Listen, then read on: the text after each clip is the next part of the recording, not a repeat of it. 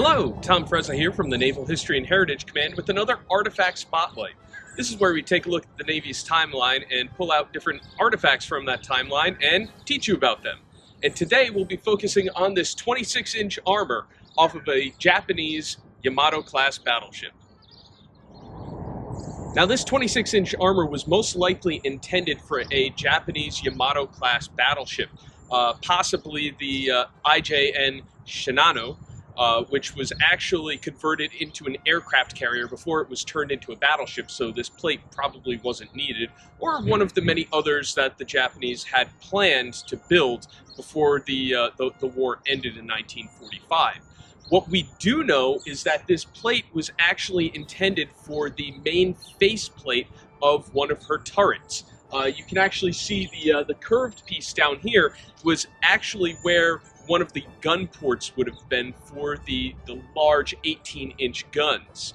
This 26-inch thick section of armor plate was found at the Kure Naval Base in Japan after the end of World War II and brought back to the US for testing.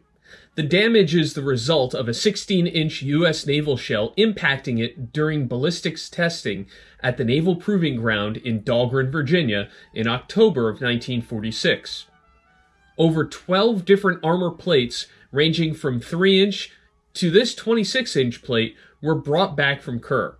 All were tested with different types of ordnance to see what their strength was. They were also subjected to metallurgical examination to find out what they were made out of. And why do we know this was intended probably for a Yamato-class battleship? It's because it is a Vickers-hardened, face-hardened, non-cement piece of armor that was usually found on Yamato-class battleships. During the tests, the plates were secured approximately 400 feet from the muzzle of the test guns, and the plates were angled as they would be if they were installed on board a ship. With the 26-inch section, a 16-inch gun was used.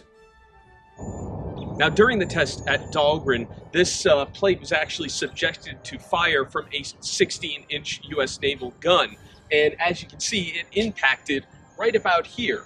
Now, the plate itself, this would have been the upper portion, and there was a lower portion where I'm standing now, so the plate is actually on its side. And as you can see, when the impact happened, the plate cracked in half. We're not sure if there was any damage to the 16-inch shell that went through, because it went through the armor plate, went through the berm, and actually ended up in the Potomac River, never to be found. The report states that 10 of the 12 plates were found to be inferior to average quality against U.S. ordnance.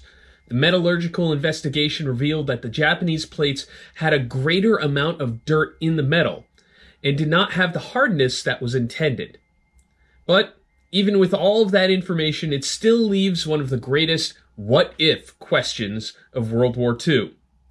What if an American Iowa-class battleship went up against a Japanese Yamato?